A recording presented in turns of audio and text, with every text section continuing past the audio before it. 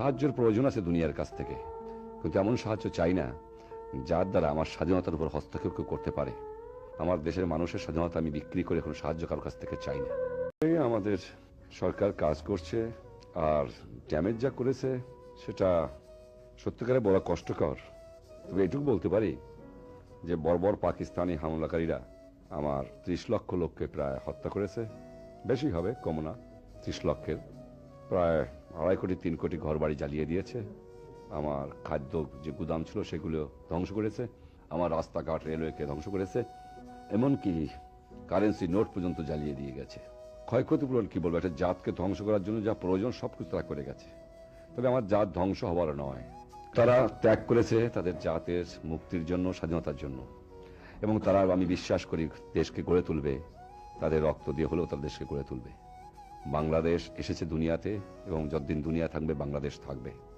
যে আদর্শের জন্য বাংলাদেশ স্বাধীন হয়েছে, জাতীয়তাবাদ, সমাজতন্ত্র, গণতন্ত্র এবং ধর্মনিরপেক্ষ রাষ্ট্র, সে আদর্শের জন্য আমার দেশের 75 মিলিয়ন জনসাধারণ কাজ করে যাবে, সে বিশ্বাস আমার আছে। হ্যাঁ, আমার মানুষ তো কষ্ট করেছে সারা জীবন। গত সাইক্লোনে 10 লক্ষ লোক মারা গিয়েছিল, দুনিয়া এগিয়ে এসেছিল আমার মানুষকে সাহায্য করার জন্য। দুঃখ তো আমাদের কপালে আছে, নতুন দেশ গড়তে হবে, কষ্ট আমার লোক করবে, সত্যি কথা, কিন্তু এমন ভয়াবহ অবস্থা না যাতে আমরা টিকে থাকতে পারবো না।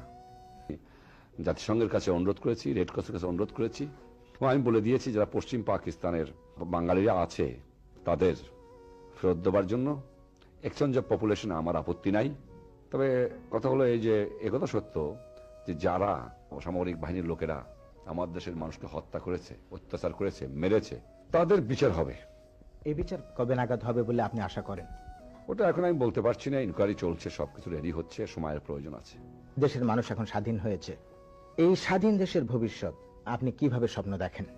স্বাধীন দেশের ভবিষ্যৎ, স্বাধীন মুক্ত মানুষ।